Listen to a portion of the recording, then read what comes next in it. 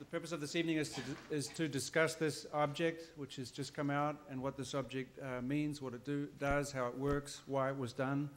And what I think you'll discover is the way in which this particular document doesn't fit into the standard sort of stereotype of the dance between books and buildings in our field, and as such is part of an extended experiment, and an experiment in this case guided by AMO and an extended series of partners throughout the Middle East. So basically the way the evening will work is I will shut up, Todd will explain to you what's going on in these 536 pages, so it's a very heavy document.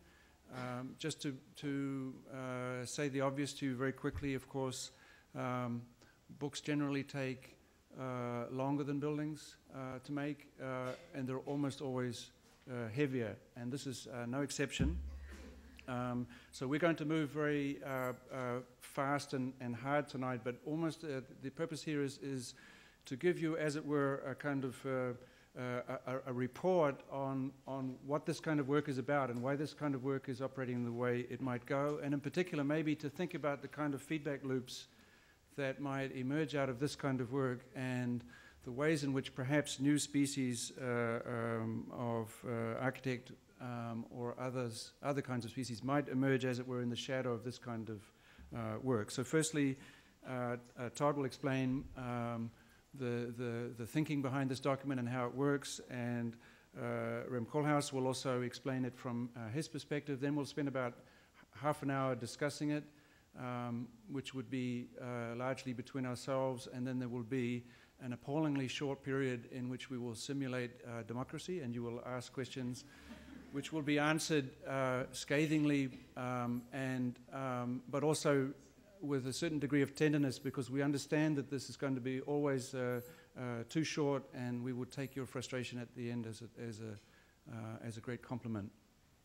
I think that the Almanac is a shockingly good document, and the reason I think it's shockingly good is that it very, very quickly defeats a whole series of standard assumptions you might have about what constitutes research in this field. So it's incredibly, it's a great honor, I think, to listen to Todd and Rem explain the thinking behind this document, which is not produced in the way you might imagine, and I think its effects are not necessarily what the people who did contribute to it might imagine either. So let's begin the discussion with Todd. Todd.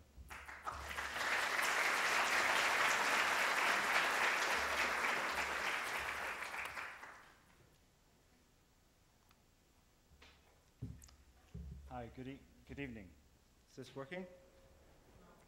Nope. Now it is, no?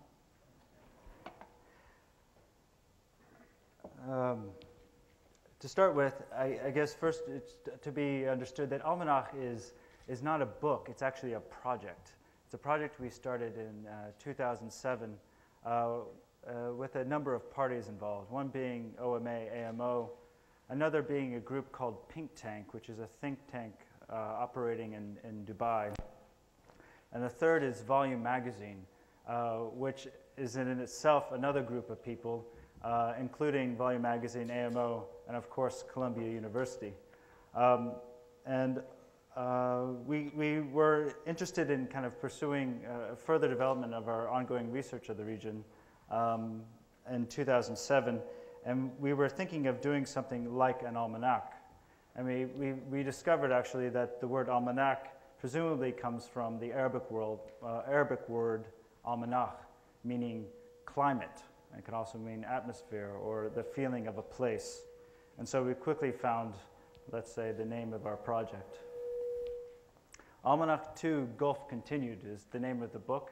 It was published this past May. And it's a follow-up to, as I said, the book we did in 2007. And if 2007's book was a look at the region from the outside, looking in and digging into what actually is there, Almanac 2 is very much the opposite, and finding a way to work with people who are living and working there and to project that outward. We also have a website, which we developed during as a way of developing the book. And it's also something that we continue to use as a way to continue discussions about the book. We've also branched out into working with the Huffington Post, where we maintain a blog that looks at, continues to find a new, let's say, readership. We find that every week more people read us every week here than have bought the book, which has been a really generous way of reaching a public, especially in North America. We also come at a time when suddenly there are lots of books about the region, specifically about Dubai, ranging from things that try to show a kind of city of cataclysm to the weirdest city, and also ones that even kind of start to suggest kind of doom. Interestingly enough, a book that came out by an American journalist this past year takes on a strikingly different image. One in the UK, which is a country that is much more familiar with Dubai than, let's say, the US. And in the US, Dubai is then still sold as this kind of exotic place, the city of gold, as opposed to, on your left, the city of gray. We've also been noticing that there was a kind of era that seems to have passed, something that has earned the name Dubai bashing, which was happening a lot in the British press about Dubai. That suddenly Dubai as a city became a kind of an object in and of itself, with ignoring its kind of allowance of layers of complexity, but suddenly became a kind of easily misconstrued or hated monster. And these are just a few of them, ranging from obvious fictions to the revelational, and then even to the kind of prophecy at the epic proportion. Sand will drift down around their trunkless legs, and animals will inhabit their basements. And as the Almanac Project, we simply cataloged all of these kind of very quick to judge moments that had actually very little factual basis to them. And they even continue on to today. This is just a few days ago in the London Telegraph, where it's suggesting that there's going to be this kind of cataclysmic event in the very near future of buildings coming down, which was simply taken from a consultant's mild suggestion in a report unsolicited by the city. So just to kind of give us a very simple idea of where we're talking in the world. And Dubai is often referred to as a city that represents this region, namely known as Arabia. And it's rarely referred to as a global city.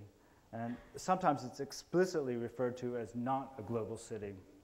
But this seems to me a kind of ridiculous notion, to think of Dubai without its global connections.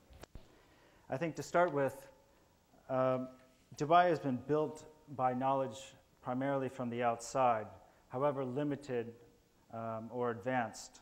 Sometimes this information or this knowledge has come from Great Britain, sometimes from the US, Australia, Japan, Austria, namely North America and Europe.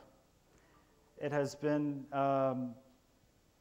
also a place of investment, and more particularly labor source from South Asia, India, Pakistan, Bangladesh, and has been financially pushed and supported by just about every country with a majority Islamic population. And this is a way of saying that for Dubai to fail, it would be more people outside of Dubai that would suffer. In other words, Dubai represents a unique point in the world where the powers that rarely align move from miscommunication to communication. The goals or results of this process are by no means utopian. They are banal and they are unidealistic, but they are ones that show a truly global population that we haven't seen for over 500 years. And for this reason, we should be students of this region and respectful observers. But it's very important to understand that Dubai is also working within a regional network, namely a group of cities on the peninsula, namely Kuwait, Manama, Doha, Abu Dhabi, and then 3 cities of Saudi Arabia we've chosen here, namely Dammam, Riyadh, and Jeddah. And it's a kind of a strange relationship. By no means is it, can you see it as a kind of collaborative effort among the cities. There's extreme amounts of duplication. But duplication is also a kind of bizarre way of acknowledging that something is right. And I think this is something that Manakh too tries to do. It tries to show out, to point out what distinguishes these cities, but by trying to distinguish them, you immediately see that they are actually working for very similar goals. I would say that Almanach too is one of the first efforts to kind of start to see this emerging constellation of cities and what they will mean in the future. When we first started this book, there were the first evidence of crisis, and they immediately put our project into crisis. We were rather optimistic, perhaps foolishly, at the idea of projecting this region as someplace where we knew it was going, and we simply found ourselves not having any clue where it was going. Suddenly, projects were coming to a standstill. Buildings became ruins before they were even finished. At the same time, I feel like it's my watch. It's only a swatch, so. At the same time of the crisis, it was also, ironically, a time when sudden amounts of housing and buildings were coming online and being inhabited. Dubai, as a digital rendering, was becoming lived in. And suddenly the weird moments, the kind of dissatisfactions about a reality were also becoming something we could measure. This is a famous, one of the biggest developers and some of the most kind of disappointed residents, I should say, of the new Dubai. And strangely enough, at the same time that crisis was abounding, suddenly neighborhoods that were once some of the most lively, most fully serviced by infrastructure were being demolished for new development. A really kind of tragic moment, and these sites are now completely vacant within the heart of the city. But I think one thing we also should to note about Dubai is that there was an economy that quickly started to have to face a reality. At the same time, there was another economy, another world of Dubai that continued as if it never really mattered what had happened on the other edge of the city. This is the old Dubai, as they say. This is the Dubai that was always a global Dubai, connected to Asia, connected to Africa, and the rest of the Middle East. This part of Dubai continues to thrive. Mark made a joke about the length of days, length of time that it takes to make a book.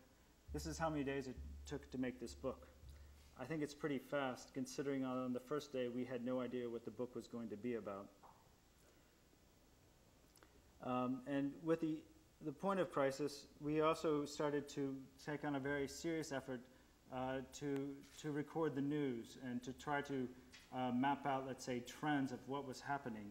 Try to find the people who had something to say about what was going on. It was a chaotic moment, not only for the world, but for Dubai, where media is always a kind of, and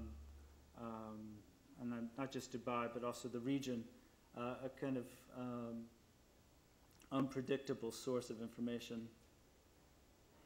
This is one of the reviews that we had of Almanach too, and I don't know if it's meant in a good way or a bad way, but we were told that we dropped the gamer graphics and we went for the aesthetic of an international urban conference, and that the book is as dry as a desert road linking Dubai to Abu Dhabi.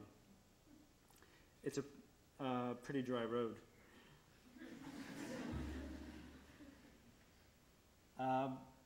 In essence, though, I think it wasn't an intentional point of our effort for the book. We didn't necessarily aim for a black and white book, but in the end, I think it was a way of reacting to, let's say, an image-laden way of understanding the region, and suddenly being able to find people who could project a story with words. We went out, we met people in Riyadh, in Jeddah, in Dubai, in Doha, and really started to kind of iron out kind of what the issues were. It was a tiresome process, but also incredibly informative. It led to a hugely immense amount of people who contributed to this book. Over 140 people contributed in some way to this book, which for us was an entirely different way of working. We went from doing most of the work for the first almanac, mostly in the AMO office, to suddenly having to build up a network of people, not only from the region, but also reporting from other places, from North America, from Asia, Europe, and Africa, about the region. I just wanted to quickly touch upon three significant things about the book. One is that we introduced Saudi Arabia, which was a huge effort on our part to kind of take it on. In an amazing way, we found so many people who were willing to trust us and to work with us to make the story right. But it was a very difficult process because there is so much. Saudi Arabia is pursuing the development of 6 economic cities built for millions of people. These are kinds of new cities that the Gulf has never seen before, except in Saudi Arabia. We were also starting to kind of find moments of total normality in Saudi Arabia. This being a public park, which kind of suddenly starts to, just this single image we found, started to transform kind of our image of what daily life is in Riyadh. We also started to find institutions that are being developed in Saudi Arabia. This is the King Abdullah University of Science and Technology. Suddenly a huge effort. I can't get into today, but potentially transforming the notion of how we see universities. Again, to get this part of every day, we found a female photographer, a woman photographer who's a psychotherapist, one of the few psychotherapists in Saudi Arabia. She was the first person ever to photograph the interiors of the only train in Arabia, which connects Riyadh to the Gulf Coast. It's the only place, public space, where it's so easy to for men and women to interact. And suddenly trains be kind of, looking at spaces like a train become ways of understanding not only how people live, but also that there is a normal place.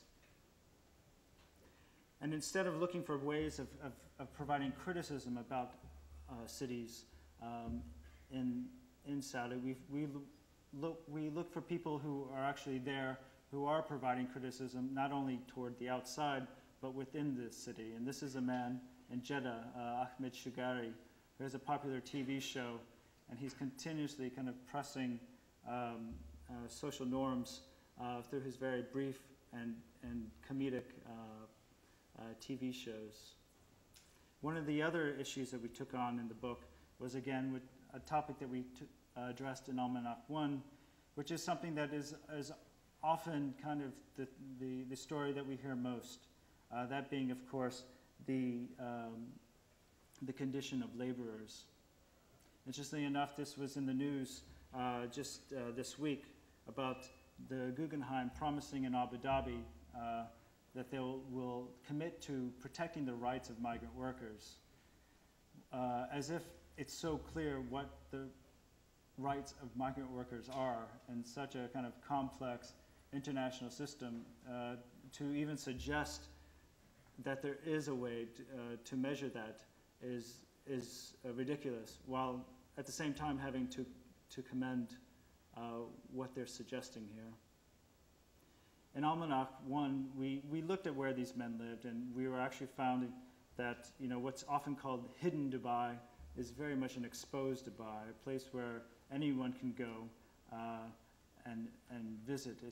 These are simply other kinds of neighborhoods in the city. With Almanach 2, we also decided, okay, let's really look at this relationship of the Gulf with these other countries where these unskilled laborers are coming from, namely, of course, India, Pakistan, Indonesia, Sri Lanka. And we started to look at ways of measuring this money, and we quickly found there's no way to measure this money. These are all just very rough estimates. So we decided to take one region of India, Kerala, which is painted in red on the map here. Kerala is obviously a small fraction of India. 2/3 of Dubai comes from India. 2/3 of that population comes from Kerala.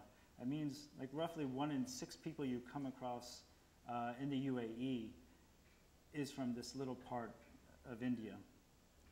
So we went. We went with an architect who grew up in Dubai but is from Kerala, and we took a trip along this coastline, which is the only highway of Kerala, and is often noted as the highway that's developed because of the Gulf. Almost every street has a money transfer station where the money transfers from men working in the region is kind of, this is where families pick it up. These places are just constantly busy. A common presence in any kind of public building is Gandhi with the founding father of the UAE. This is a totally normal condition. Dubai takes on a kind of mystique, a kind of representation of success and of luxury. The name is everywhere. It's represented with a kind of obsession, not only with materialistic gain, but also a kind of movement away. And this is just one example from the book where we went to this town called Payangadi, which is probably a few hundred people. It's a one-road town. And we walked down with a guy who lives here, and he pointed at each of these houses. Every single house had a relationship with the Gulf. A father working in Saudi Arabia, kids working in Doha, daughter married to a man working in Dubai. So every single house was built with Gulf money.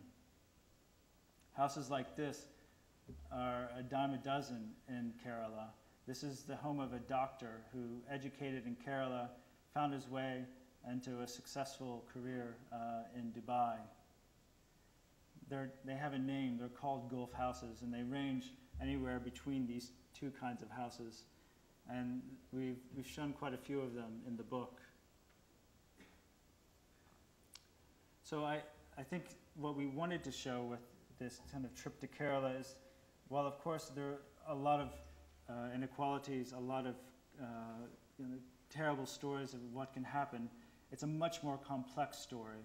And interestingly enough, from the West you'll hear about the problems of poverty and the problems of inequality that drive the system.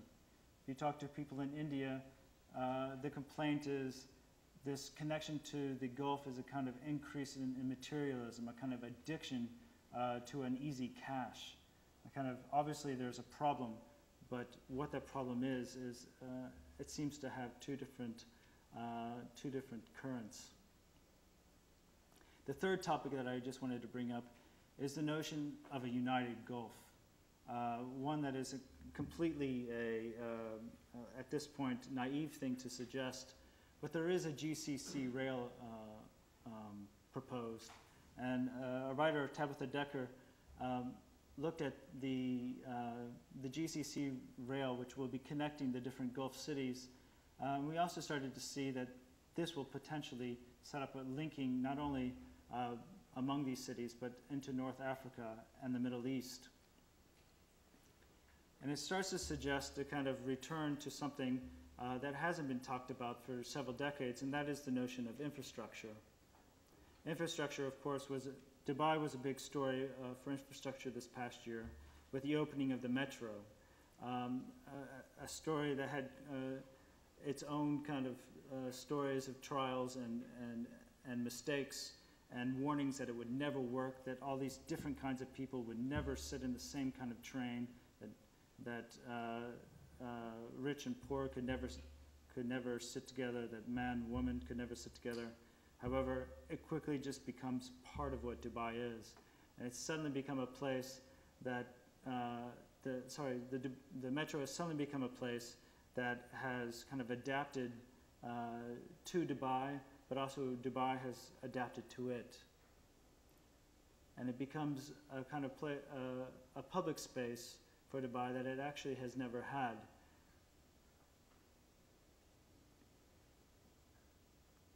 And it starts to remind me of kind of the initial notions of infrastructure that were being developed in the region. This is a picture from the early 60s. This is the development of British engineers of a camel trough in the desert of Saudi Arabia, a kind of bizarre piece of infrastructure that would eventually have to find its, that people using it would have to find its use, to start to adjust to what it means to use this new piece of infrastructure. And it starts, to me, it also reminds me of, this is a picture of Dubai in early 1960s. One of the first roundabouts and one of the first pieces of asphalt laid in the Gulf. It starts to suggest that infrastructure, while it's concrete and steel, often kind of lays the ground for other things to happen, namely social and cultural. And while as the GCC railway starts to develop, this is something that will connect to it. Some new rail stations being developed in Saudi Arabia. And if you look at any sort of renderings being developed for the Gulf, this is, you couldn't be any more generic in how they're represented, as if everyone has to have the Damascus souk roof, and gold is always a color. So it's a very generic rendering, but it also starts to suggest that perhaps architecture is not what's going to do it, but the kind of the planning and the laying of infrastructure as a way to start suggesting how these cities will begin to evolve. And I just wanted to end with one of my favorite pictures from the book, which kind of shows you the unique quality, but also the kind of banal or normality of life. This is Abu Dhabi, one of the most diverse crowds of people I've seen for one of the most banal events, a motorboat race. Thank you.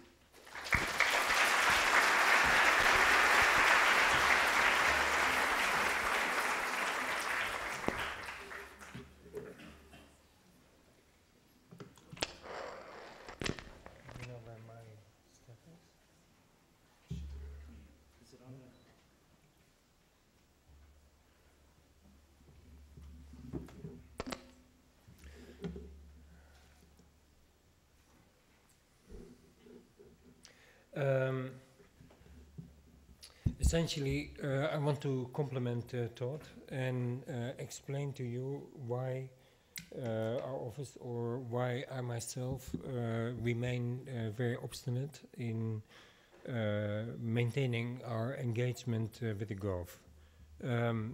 It is not strictly altruistic, but there are elements of idealism involved in this constant preoccupation. But I want to really show the context of our involvement, the way I see it, and therefore the extent to which this is a kind of really serious efforts with political overtones. After 9/11, it seemed that, in a way, America would separate itself from the rest of the world, and that therefore Russia, China, India, the Arab world, and Europe were not only condemned to each other, but were on the brink of engaging in new kind of partnerships and perhaps a new intimacy. But of course, the difficulty is that we are all enjoying very different political systems. And what became clear since 2001 is, of course, that where in '89, with the fall of the wall, the West was simply assuming that in the imminent future, the entire world would turn light blue. That as time goes along, and that would be the end of history, but as time goes along, we see more and more that actually what is blue now may stay blue, but that what is red and yellow is not likely to become blue in the immediate future. And so that is a kind of very harsh new kind of reality that needs to be engaged, and which, in my view, made it even more compelling and urgent that all these opposite political systems remain engaged with each other and communicate. This is a kind of something where, in the context of the European Union, I have been very, very adamant, but completely unsuccessful. But part of my persona in the past 5 years has been to be involved in the kind of policy making of Europe. I was part of a particular group that needed to define where Europe was going, and in that my role was an advocate for this continued involvement. And that advocacy takes form of many forms. It is about communication in and with China, kind of partly through buildings, but also partly through performance. It is about communication in and with Russia. In this case, it is an educational initiative that we are introducing in Moscow, where we will start a 3-year-long experiment with a research-based architectural education that commits itself to finding out and defining a number of crucial issues, not only in Russia, but also in the world. What is the status of preservation? What happens in design, energy, and public space? It speaks for itself, but all of this is kind of simply part of a continuing involvement with these worlds, and in that, the Arab world is no exception, and in fact, perhaps the one where I've invested my most personal feelings. Now, as I already mentioned, this advocacy, particularly in Europe, is completely unsuccessful, and on the contrary, we may be facing a kind of situation through the crisis where the Atlantic world separates itself from the rest of the world, kind of simply by its and through its kind of relentless anti-Islamic rhetoric. Recently, one of the most notorious Dutch politicians spoke on Times Square. These were his words. One of the chairmen of the German bank had to resign because he was quoting words of a kind of similar nature. The combined wisdom and rhetoric of the European leaders is kind of simply too appalling for words, kind of really revolting. So we are facing a kind of incredible moment of extreme political mediocrity, to put it positively, and negativity, to put it badly, where simply Europe is kind of turning its back to commitments that were made much more early, and where in a nearly racist polemic, a country like Switzerland forbids minarets, and where this is kind of maybe speaks for itself, a computer game in Austria where the point is to kill as many mullahs as possible. What is kind of really staggering is that kind of simply because we are talking here about Islam, that this is considered more or less done, and not as offensive as it would be if other groups or populations were aimed at. The same thing is, of course, unfortunately true in America. And what has kind of shocked me is that even highbrow media, such as the New York Review of Books, that recently published a review of some of the Dubai books that Todd was kind of really showing by a Newsweek journalist Joshua Hammer, is taking part of it. And for me, there were two sentences that were really deeply revealing. In one of them, a taxi driver from Pakistan is quoted as, "The situation is very bad here." Well, I find it really deeply shocking that an intellectual magazine quotes a taxi driver, which is the old trick of kind of spreading malicious lies that journalists have used. And that another amazing kind of statement as an indictment against Dubai was that kind of Americans stick with Americans, Brits with Brits, Indians with Indians, everyone keeps to his own kind, as if the situation is different anywhere else in the world.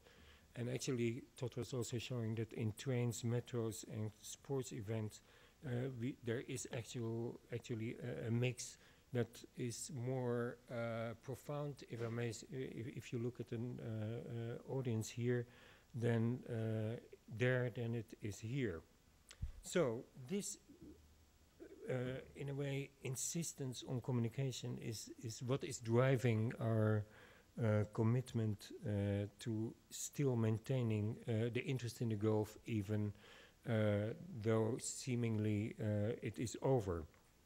In the first wave, we introduced in the Biennale in Venice the daring theory that the rulers of the Gulf knew what they were doing and that they were deeply personally involved in the entire effort. Now we are documenting that actually, with all the mosque and minaret trouble in America and Europe, that there is many churches in the Arab world, that bishops speak there, that there are religious people. And to the extent that Dubai is perhaps a strange city, I don't think that its strangeness is unique to Dubai, but I believe that what we are seeing there almost as a kind of laboratory is the strange, and maybe we see it there earlier, is a strangeness which more and more of our cities will show and accommodate. One of the things that kind of haunts me kind of recently is the sensation that many new cities are not really permanently inhabited, and that perhaps in the future the kind of nomadic status of so many of citizens will cause a situation where no city will be inhabited with a kind of density that we remember from kind of earlier iterations of city.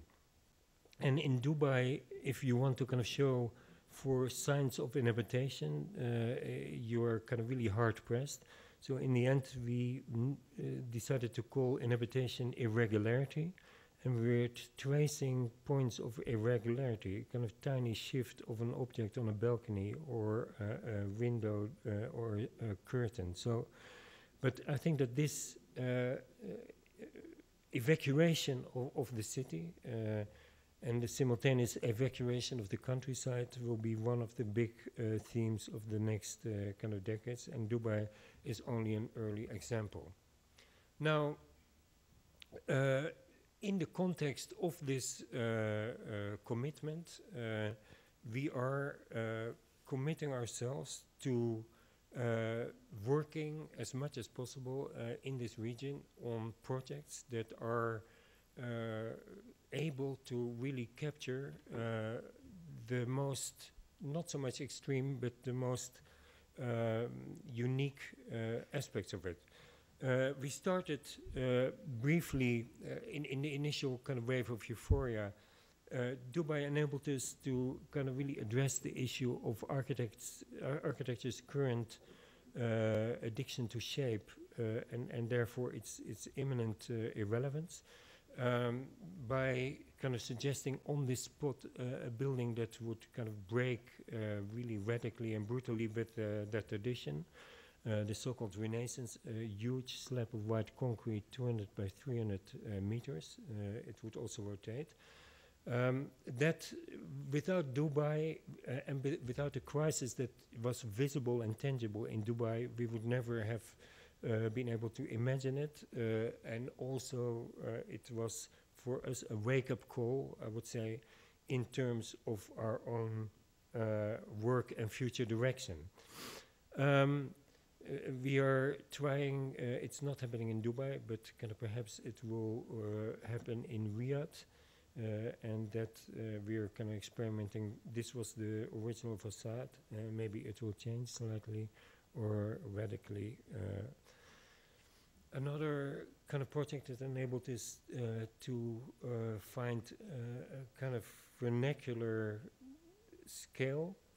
And what Dubai also enabled us to kind of think about was that if a city is so profoundly unserious and if it is so marginally determined by planning in the classical sense of the word, what are then the kind of devices and what are then the mechanisms that could somehow define its future? And so we looked at NASA and kind of proposed kind of a real-time planning and urbanism, where given the fact that no plans could be implemented and that even if implemented, chaos was a certainty, that planning could become a kind of process of permanent improvisation and to make somehow the aberrations work.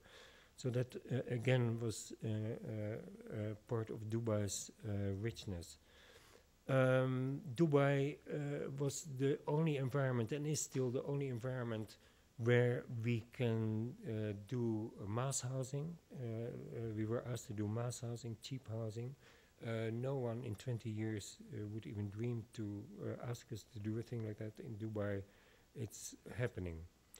Dubai also enabled us to experiment with preservation for the first time, maybe not in the classical sense of the word, not necessarily preserving masterpieces or beauty, but preserving a dignified, Todd was already talking about it, and beautiful form of very intricate, almost village-like life at the foot of these skyscrapers, where this contrast we wanted to maintain, and so where we looked at empty and bold patches in that pattern, would maybe kind of develop them or even extremely develop them, or find a kind of crop rotation where you could make sure that bands of the old stuff would exist and coexist with new stuff. But anyway, it is a city where this kind of experimentation is perhaps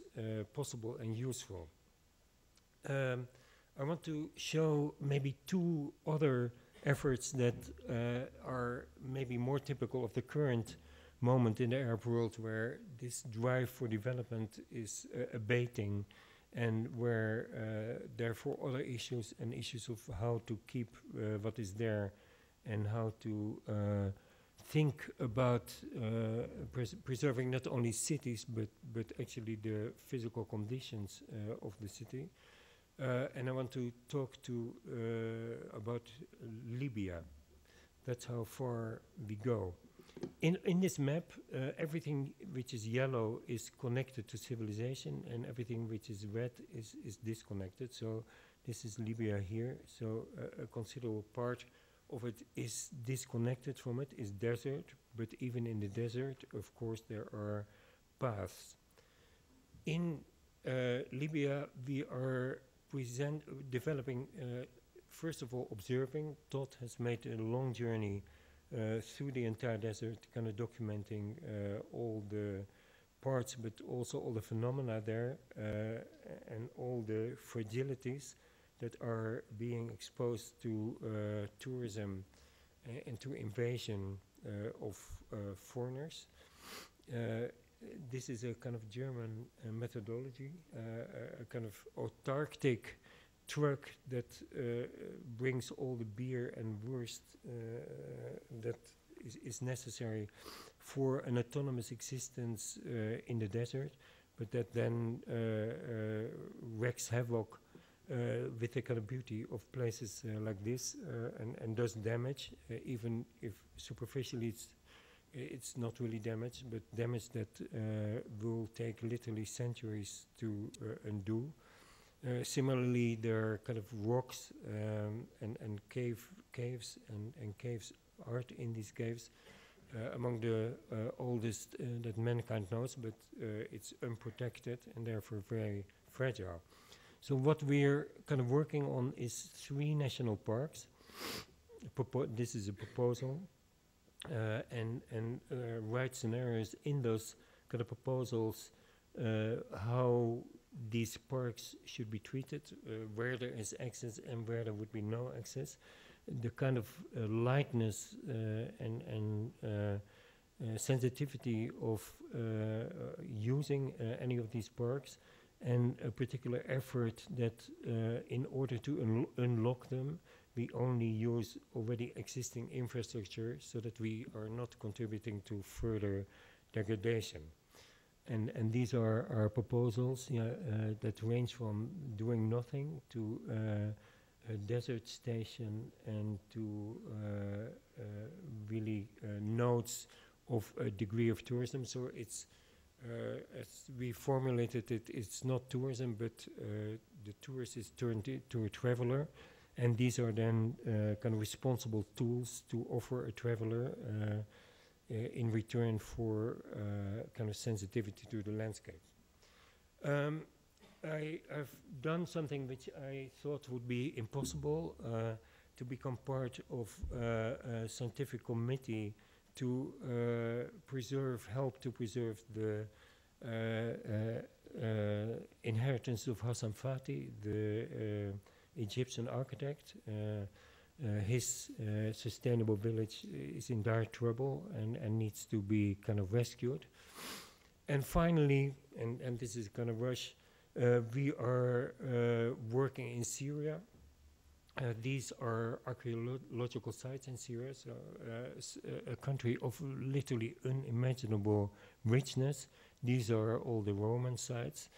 And this is Syria with a kind of belt, an arc of green, and then a heartland of desert. In that heartland, there is this Palmyra, an unbelievably kind of beautiful city, ruin, which is particularly beautiful because it is again completely non-touristic. There are no facilities. It's simply there in the desert, and somehow our commission is to think of how that beauty could be maintained as long as possible.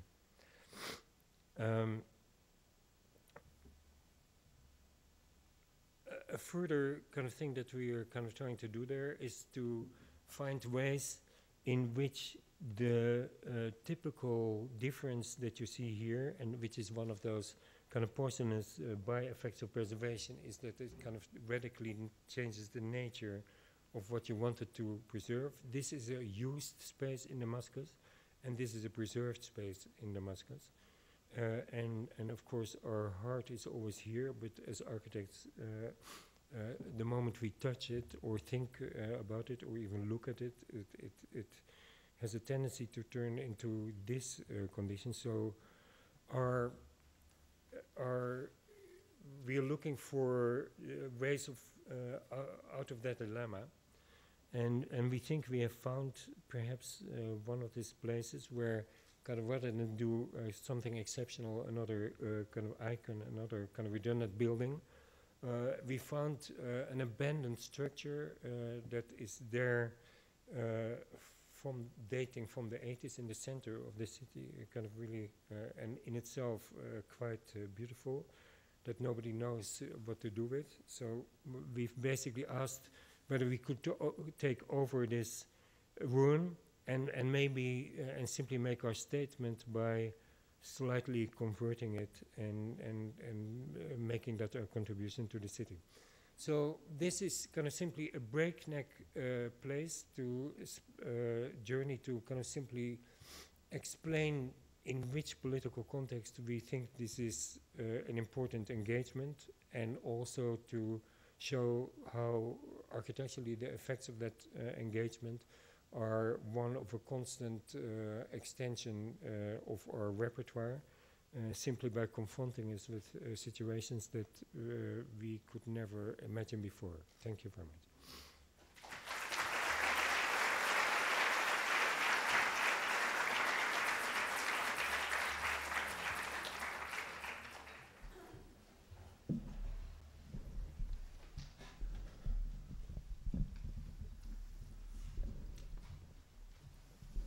So in a way, just to, a few minutes to try to, in a way, figure out the relationship between the two presentations. And I mean, this is volume number 23, and I think Almanac 1 was volume 12. So in a way, you can now measure the volume project by the almanacs. The almanacs, like the weather, they arrive in a certain frequency, and this one is very different from the first one. So it seems to me there's, within the almanac project, there's a kind of self-reflection, and the thing has evolved. So I suppose in volume number whatever it would be, the almanac 3 would change it again, but still not clear to me exactly the relationship between this document, let's say, and let's say the work of the studio. On the one hand, volume belongs to the OMA kind of confusion, and on the other hand, it's a separate project. In you know, almost volume was constructed to make it possible for there to be separate projects. So somehow it drifts away from you guys, and then it's also somehow reappears, like Todd reappears in the desert towards the end of your presentation. So I'm trying to figure out the geometry of this. Another way to ask the same question would be, in a certain way, what you're saying, Todd, is that you guys didn't write this, that you edited this, and your intelligence involved locating the people who could tell the story. So this is actually much more a story written from the Middle East than about the Middle East. It's sort of like a story as told by those already changed by the Middle East, which makes sense of the fact that it's even sponsored by UPC and so on. So I guess I'm just trying to figure all this out. And the reason I think it's worth asking these kind of boring questions is that the whole word research has been super devalued in our field because it's used every 2 minutes. And so on the one hand, this constant refrain of research, there's probably not an architect on the planet that doesn't say that what they're doing is research. And on the one hand, it's sort of honorable, like it's the chanting the claim as old as Vitruvius that the architect is an intellectual. On the other hand, if you chant that often, what seems to be a confident claim is actually a little bit more a nervous claim. And actually, almost the word research, it starts to, in a way, pass through the areas of the greatest doubt in our field. So in a way, exactly when architects confidently assert to themselves, to their clients, to their readers and so on, that they're doing research, and that somehow then lends their objects a certain special magic. their research has almost walked over, happily but blindly, some of the biggest challenges facing the species of architects. So if I could make this a simple question. It seems to me, that, Rem, that as you go further and further into the desert, literally, the work is less and less predictable. I mean, less and less, let's say, predictable if what you're expecting is the work of an architect. So it's preservation, then it becomes preservation of an architect. I mean, it's all these other things. So somehow I think there has to be actually a feedback loop stronger than you suggest between this document that you let other people write and the work that you yourself most actively doing, the work that you would keep as close to you as possible, which is further and further away from what architects thought that they were supposed to be doing.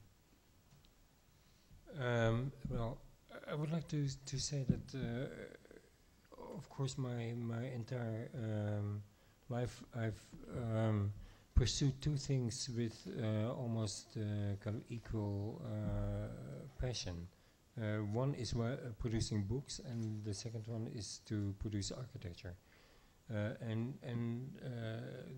I really would prefer to think of this as a book rather than research, because it's kind of really. I think that the percentage of architects participating in this whole book is actually negligible. It's kind of really a book by writers, mostly, and journalists, and therefore I really prefer the terminology book. I don't want to be either kind of mystical or superficial about kind of suggesting the connection.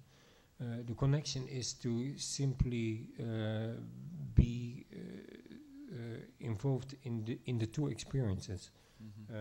On the one hand, almost every single waking moment is spent in the world as a writer, and for instance, trying to look for signs of irregularity in Dubai's seemingly impenetrable surface is really an activity of a writer.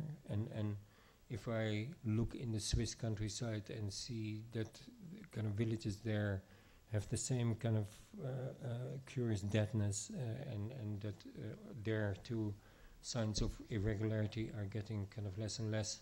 You know, as a writer, I'm able to create certain speculations as to why that might happen and what is actually happening. So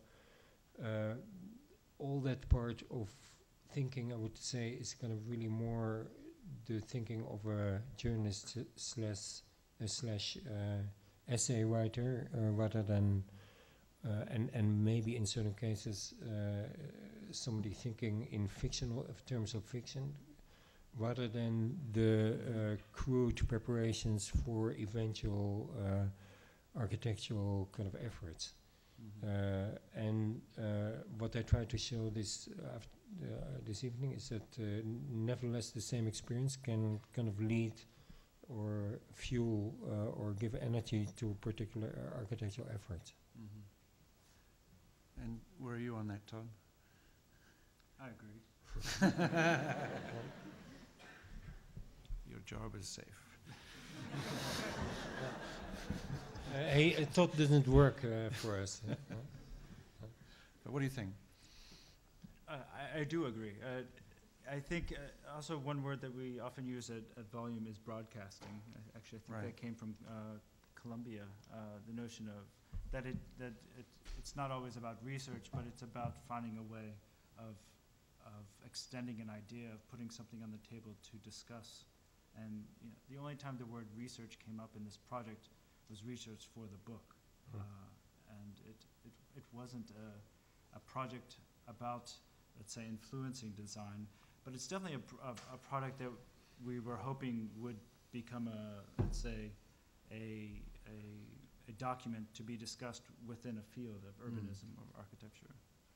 But what is extremely good for us is that this book is read voraciously there, and discussed voraciously there. More there than more there than here, and maybe we think that even is kind of very appropriate. Right. Yeah, and I think that what the book really shows is that in spite of all the external appearances that sometimes kind of suggest stagnation, authoritarianism, regressiveness and dogmatism, that there is at the same time a very vigorous, sometimes shapeless wave of modernity and modernization going on, that is to which particularly the younger generations are extremely committed, and that they obviously are wanting to bring to a particular end. And in that sense, I think that maybe one of the beautiful effects of the crisis will be that this huge army of consultants and this huge Atlantic, let's use that word, script writing for the region will now recede, and since there are fewer kind of opportunistic reasons to be involved, and that it can find its own level. I mean, I'm wanting to cling a little bit to your separation of the book from research, because that, I mean, if what you just did by separating them makes sense, 95% of what's said about what architects write is at risk. For example, the dimension of this is more or less the same as Siegfried Gideon's Space-Time and Architecture. It's actually almost within 10 pages of the first edition. So this was designed so it could fit in a mailbox. Yeah. Pay attention. But if, for example, I mean, or let's say it another way. I mean, there are lots. People have spent the last 20 years inventing uninteresting ways to describe your work, and they've really explored most options. But this seems to me the standard way to be uninteresting about your work is to try to draw a one-to-one connection between the books and the buildings, as if one tries to explain or rationalize or take responsibility for the other. And it's when I hear you say, when you emphasize yourself as a writer, what I pick up on that is actually what's sort of going on there is much more to do about the irresponsibility or the ability of the book to escape from the building and vice versa, or even the combination of the two, when they pretend to aim at each other, really they aim to miss. So they pass each other, and that generates a sort of momentary heat around which you operate. But those are, again, but getting back to all of those architects saying, I'm doing research, look at my window detail, I can't tell you how much research led to this magnificence. What they don't want to say is, I'm a writer, and I've constructed I mean, they're really trying to, as a way, take that out. Yes? Yeah, but Mark, what do you want me to say? I mean, no. What can I say? It's a bit cruel. We all agree that the term research is abused by the architecture profession, and we both probably have a certain responsibility in doing that. Yes. And it's a bit cheap for either of us now to deflate a bubble that we were probably partly responsible for inflating. Yes. So let's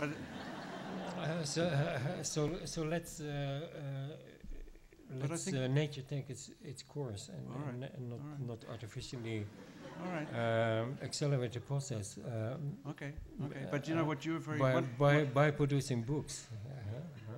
Okay, but one of the pleasures of listening to you and reading you is that quite often confess to something and then do it 10 times more.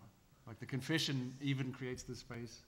I mean, because in a way, when you create Ammo Oma in 1998, you created an image of symmetry,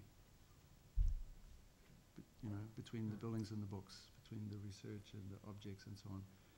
A symmetry which echoes that which was there at the beginning, in as much as like Oma starts in whatever it is, 75, and Delirious New York is like 3 years later, but the research for that is 3 years before. So there's always this, let's say, image of symmetry between the two, even if you're going to prick that bubble yourself. No, not really, because Ammo is not the books. Ammo is a kind of totally different field. What we're doing with Ammo is kind of we're applying architectural thinking to in fields that need it, but that don't need buildings. So that is the definition of Ammo. So I don't see Ammo as a kind of separation between books / research and buildings. I see it more as finding ways in applying the intelligence of architecture in fields outside architecture. Mm-hmm. So maybe that is a very simple clarification, but that for me is the, let's say, the symmetry or the twinning of Ammo and Oma. And books have, in a way, nothing to do with that couple. Mm-hmm. They have nothing to do with Oma and nothing to do with Ammo. So, being belligerent, this book then is not an Ammo book. Which is makes sense of. I mean, it makes sense of what you're saying about it, letting it be written from the region, right? It's as distinct from an Ammo book. Like in your quote, Todd, the quote says they gave up the Ammo graphics. It's like a kind of. It's I think that what I would like to resurrect is the moment that volume was born. Basically, a very promising and kind of respectable architectural magazine, which actually had as one of its qualities to be able to make excursions away from architecture, right. And for which it was severely punished by its readers, right. who were mostly architects, and by the people who gave subsidies, who really thought that it was a magazine that needed to limit itself to architecture. And so basically there was a crisis, and you, without, as far as I know, any money to yourself, you were representing an institution. I, without any money, was representing an architectural office. And so basically we made a construction that not us ourselves, but respectively my office and your institution could support that effort. And therefore I think it still has that degree of autonomy and independence of us. We support it, but we are more kind of, what is it, paid father? Paid father? Godfather, yeah. Godfathers than owners, I would say. Okay, so I feel like I extracted my blood because that's what I meant at the very beginning by trying to say this is not exactly what might be expected of it. It is neither a straight Ammo research report in the line of the others. It's in fact different from the previous almanac, nor is it an explanation exactly of what you're up to in the Middle East, although no, we don't appear in it. Right. So it exists in that experimental space that Volume tried to create. But having said all of that, when you see Todd in the Desert and you see the latest work, there is a feedback loop. Yeah, of course. There's a feedback loop. It is a connection. Yes. So we go to the audience. This is 5 minutes of democracy. which is actually more than the norm. Yeah.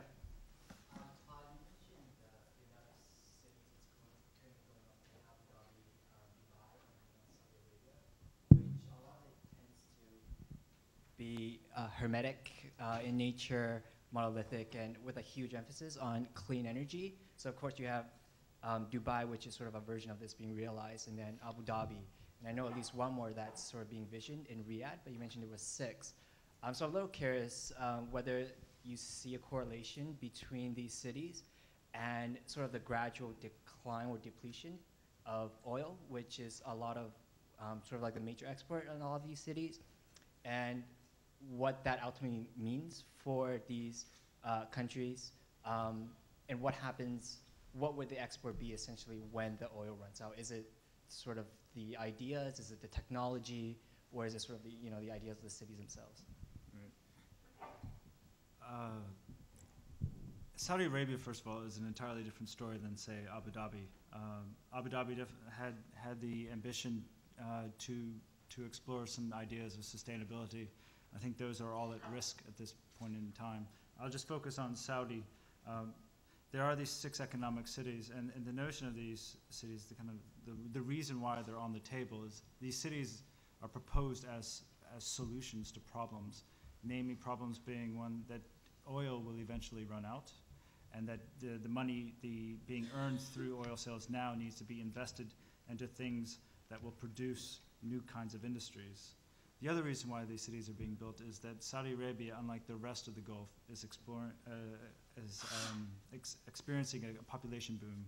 There's a growing youth that's going to need jobs, and these jobs aren't just going to come from Aramco and the oil fields. And so there's a need to diversify in this way. And we do get and then that opens up a whole other idea of kind of what a middle class means in Saudi. I'll just keep my answer short there. Very fast, yeah. Just far away, yeah. I'm a business school student, and I have one question is about, I learned something is about economy. It's kind of faster growth always have some side effect. It's like when you faster growth, it's not like the straight line, it's a curve. So it's kind of like fast growth always bring like a low efficiency and then low profit. Like Dubai, you know, they're really fast growth, and then it's happening in one day. My question is, what is kind of the architect role in that growth? Because we build buildings is kind of like a part, really efficient, so kind of essential kind of part in that city.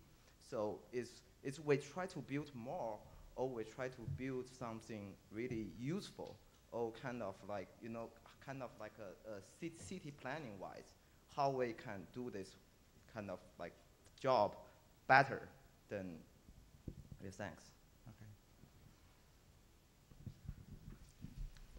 It's really touching that somebody from the business school reminds us of our responsibilities.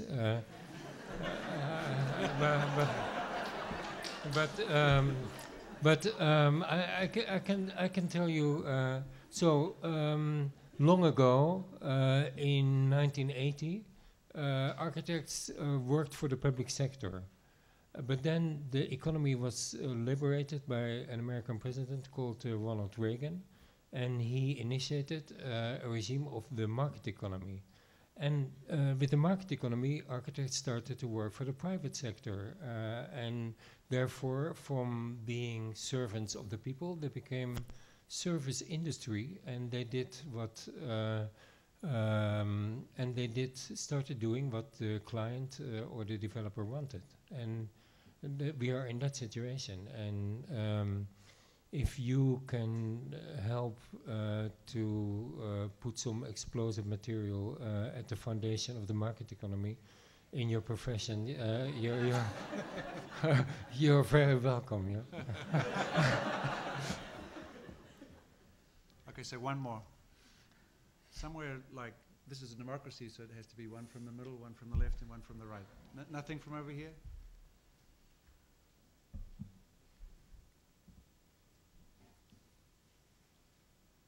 Okay, way in the back. Yell. Hi. What would be the topic of your final lecture? It's a simple one. Excuse me? Simple question. What would be the topic of your final lecture? Of my final lecture? The final one. I have no idea. Do you have a suggestion?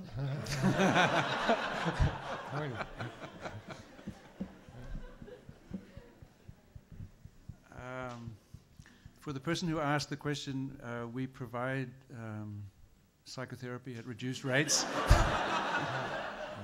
Your desire that there be a last lecture. I mean, would it be about life work or? I really don't know, but I'm too alive to talk about life work.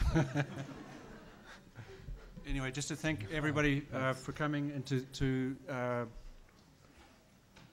thank Rem for not giving the final lecture tonight, and and I want to join with Rem in congratulating Todd on really a fantastic book, a book that's just as troubling to a school of architecture as it is to the figure of a professional architect. And I mean, just to say, in almost by way of warning, the degree of intelligence of our field, like most fields, may well be judged over the next 20 years by the degree to which we become less stupid about Saudi Arabia. And I really mean that. And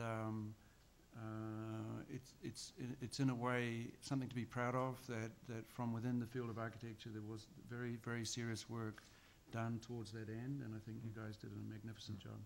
Thanks.